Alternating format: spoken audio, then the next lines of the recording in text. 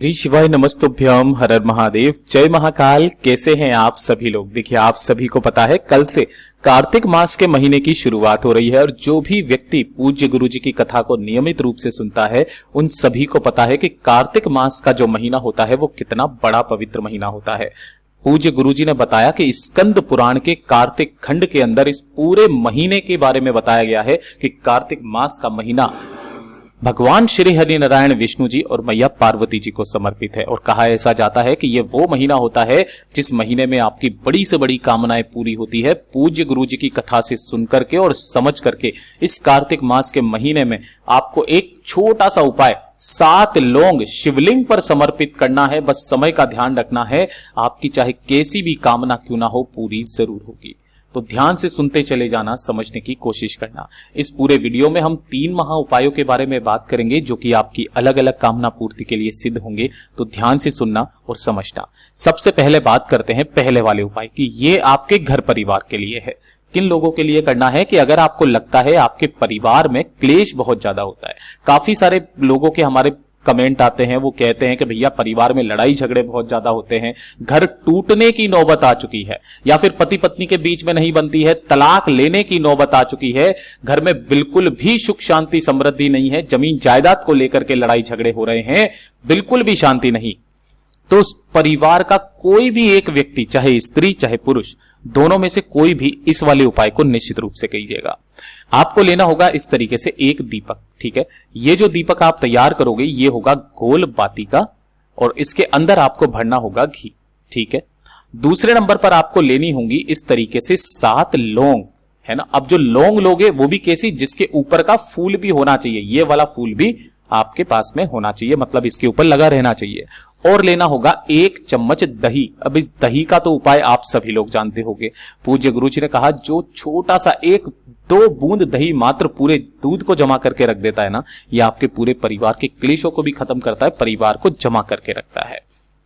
इसी के साथ 1 लोटा शुद्ध जल अपने घर का ले लेना तांबे के कलश में। इन्हें लेकर के पहुंच जाना भोलेनाथ के मंदिर में शिवलिंग के पास। किसी भी समय चले जाना इस कार्तिक मास के महीने में, जिस दिन आप अपने पूरे सच्चे मन से जाओगे। गुरुदेव ने कोई तिथि फिक्स नहीं बताई है कि आप सोमवार को जाओ या प्रदोष को या शिवरात्रि को या अमावस्या को या एकादशी को, नहीं। गुरुदेव ने कहा अपने सच्चे मन से भोले बाबा की शिवलिंग के पास किसी भी दिन चले जाना कार्तिक मास के महीने में। यहां पर जैसे ही पहुंचोगे सबसे पहले शिवालय की चौखट पड़ेगी। तो ये जो चौखट होती है शिव मंदिर की, इस चौखट पर आपको सबसे पहले जो एक दीपक लेकर के आए हो गाय के घी का गोल बाती का, उसे यहां पर प्रज्वलित करना। और उसके बाद में आपको मंदिर के अंदर जाना है शिवलिंग के पास में। यहां पहुंचकर आपको शिवलिंग के पीछे की तरफ उत्तर दिशा नॉर्थ डायरेक्शन की तरफ मुख करके खड़े हो जाना है। खड़े हो जाने के पश्चात उपाय करने का एक खास नियम और तरीका, जो पूजा पाठ अर्चना आपको करनी है पहले कर लेना। उसके बाद में जो आपका दाहिना हाथ है उस दाहिने हाथ के ऊपर आपने जो 7 लौंग ली है उन 7 लौंगों को इस तरीके से रख लेना और रख करके अपने हृदय की बात, अपनी कामना, अपने कुल देवी का नाम लेकर के घर में सुख शांति समृद्धि को पाने की कामना करके, घर के क्लेशों को खत्म करने की कामना करके, इन सभी की सभी 7 की 7 लौंग को आपको शिवलिंग के ठीक ऊपर समर्पित कर देना है। कर देने के पश्चात मात्र 1 चम्मच दही आपको इन्हीं वाली जो लौंग ली है इन्हीं के ऊपर रख देना और फिर उसके बाद 1 लोटा शुद्ध जल कुंदकेश्वर महादेव के नाम से समर्पित करना। श्री शिवाय नमस्तुभ्यम मंत्र का स्मरण करते हुए जो भी जल जलाधारी से बहकर के नीचे की तरफ आएगा, ये दही मिश्रित जल आपको यहां पर एकत्रित करना है। बाबा से विनती करके, कामना करके इस वाले जल को लेकर अपने घर पर जाना। हो सके तो अपने पूरे परिवार को इस जल का थोड़ा थोड़ा सा आचमन करा देना और अपने पूरे परिवार में इस जल को छींट देना। गुरुदेव ने कहा कार्तिक मास के महीने में ही आपको इसका असर दिखाई देने लगेगा। पूज्य गुरु जी का बहुत अद्भुत और अचूक उपाय है, जरूर कीजिएगा। बात करते हैं दूसरे वाले उपाय की, और ये मेरे उन सभी भाई बहनों के लिए है जो कि काफी समय से मेहनत कर रहे हैं लेकिन उन्हें मेहनत का फल नहीं मिल रहा है ना।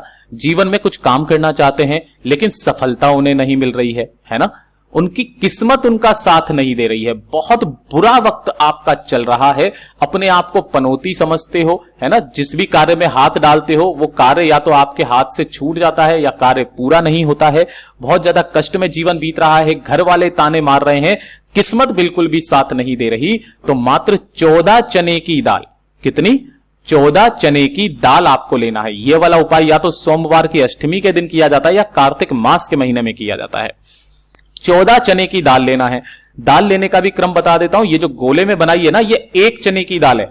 काफी सारे लोग इसे आधा कहते हैं, आधा नहीं है, ये 1 चने की दाल है। और 1 लोटा शुद्ध जल अपने घर का ले लेना तांबे के कलश में। इसे लेकर के आपको पहुंच जाना है भोलेनाथ के मंदिर में, शिवलिंग के पास। किसी भी समय चले जाना, कोई दिक्कत नहीं है, केवल कार्तिक मास के महीने में। उत्तर दिशा नॉर्थ डायरेक्शन की तरफ मुख करके खड़े हो जाना, यानी कि शिवलिंग के पीछे की तरफ खड़े हो जाना। 1 लोटा शुद्ध जल दोनों हाथों में लेकर अपना नाम और गोत्र बोल करके शिवलिंग पर समर्पित करना। श्री शिवाय नमस्तुभ्यम मंत्र का स्मरण करते हुए जल समर्पित कर देने के पश्चात अपने दाहिने हाथ की हथेली पर आपको उन 14 चने की दाल को लेना है। इस तरीके से रख लेना, अपनी मुट्ठी बांधना और मुट्ठी बांध करके अपने सिर के ऊपर से घड़ी की सुई की दिशा में उन्हीं 14 चने की दाल को 14 बार उतार कर, 14 बार घुमा करके अपने जीवन के समस्त जो रुकावटें हैं उनको खत्म करने की कामना करके शिवलिंग के ठीक ऊपर उन सभी 14 चने की चने की दाल को समर्पित करके अपनी कामना बोल करके चले आ जाना। पूज्य गुरुजी ने कहा दोबारा आपको कहने की जरूरत नहीं पड़ेगी, मेरा बाबा उस कदर आपका साथ देगा, फिर बाबा आपका हाथ थाम लेगा, आपकी नैया पार लगा देगा। पूज्य गुरुजी का बहुत अद्भुत और अचूक उपाय है, जरूर कीजिएगा। और अब बात करते हैं तीसरे वाले उपाय की। तीसरा वाला जो उपाय है, पूज्य गुरुजी ने कहा कि अगर आपके परिवार में कोई व्यक्ति है जो बहुत ज्यादा बीमार है ना, तो इस वाले उपाय को आपको लिख करके रख लेना है, लिख लेना। गुरुदेव ने कहा कोई दिन फिक्स नहीं, कोई समय फिक्स नहीं है, लिख करके रख लेना। जब भी यह कंडीशन आ जाए कि आपके परिवार का कोई व्यक्ति बीमार है, वेंटिलेटर पर है, डॉक्टर ने जवाब दे दिया है कि इनका कुछ नहीं हो सकता है, वो नहीं बच सकते हैं, है ना, इतनी बुरी अगर उनकी कंडीशन है, तो उस कंडीशन में आपको मात्र एक उपाय करना है। कोई दिन फिक्स नहीं, कोई समय फिक्स नहीं है, बस कहीं से भी जाकर के शमी का जो ये फूल होता है, शमी के पौधे का ये फूल जो होता है, इस फूल को कहीं से भी आपको ढूंढना है। कहां मिलेगा? ये आपको खेतों में मिल जाएगा, जहां पर ये जो खेजड़ी के और ऐसे करके शमी के पौधे होते हैं ना, कई बार ये ऐसी जगह पर होते हैं जहां पर पानी की कमी होती है ना, उस जगह पर ये उगा हुआ रहता है। वहां से आपको अगर एक फूल मिल जाए, एक फूल ले लेना है और 1 लोटा शुद्ध जल उस बीमार व्यक्ति के निमित्त, उसका परिवार का कोई भी व्यक्ति इस उपाय को कर सकता है। इसी जल के अंदर आपको शमी के फूल को डाल देना है और इसे लेकर के पहुंच जाना है भोलेनाथ के मंदिर शिवलिंग के पास। जब आपके दिल में आ जाए उस समय पर यहां पहुंच करके उत्तर दिशा नॉर्थ डायरेक्शन की तरफ मुख करके आपको खड़े हो जाना है। दोनों हाथों में आपको उस कलश को पकड़ना है, उस बीमार व्यक्ति का नाम और गोत्र बोलना है और भोले बाबा से विनती करके, कामना करके कि उस व्यक्ति की सारी समस्या खत्म हो जाए, वो सही हो जाए। नीलकंठेश्वर महादेव के नाम से, ध्यान रखना, नीलकंठेश्वर महादेव के नाम से इस संपूर्ण जल को समर्पित कर देना। श्री शिवाय नमस्तुभ्यम मंत्र का स्मरण करते हुए पूरे जल को समर्पित कर देने के पश्चात थोड़ा सा जल जो जलाधारी से नीचे की तरफ जाकर के गिरेगा, उस जल को आपको रोकना है। इसी वाले कलश में बाबा से विनती करके, कामना करके इस जल को लेकर के अपने घर पर आना या हॉस्पिटल में जाना।